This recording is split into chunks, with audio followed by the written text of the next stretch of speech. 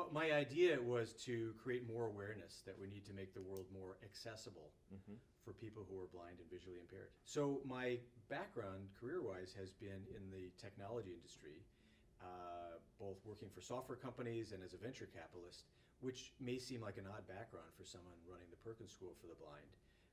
But on the one hand, I know the Perkins School well because my oldest son was a student there. He's now 27, so I know the school very well as a parent. And I was a trustee for 8 years, also got to know the school well. And so in some ways, it was a natural for me, an exciting new career direction to run the school. And I think that innovation and technology can play a bigger role, both for the school and for people who are blind going forward. So it's actually an interesting time for someone like me to come to Perkins. Just examples of how technologies might change things. First, driverless cars. I mean, imagine the independence. If you're blind, you cannot drive a car. And you're relying on taxis and public transportation.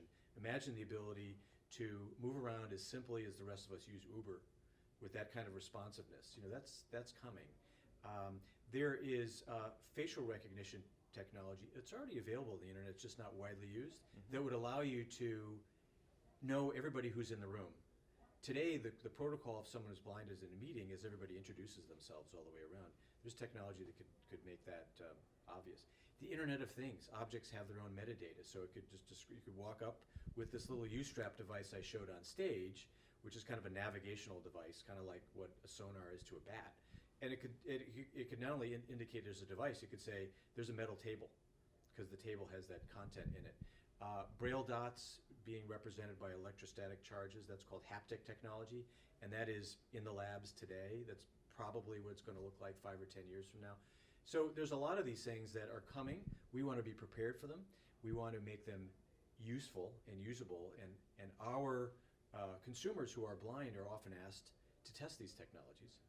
And we also want to teach our students and young adults to be proficient in using this new literacy toolkit for the future. So technology is going to play a bigger role in the future, and we're making investments in it.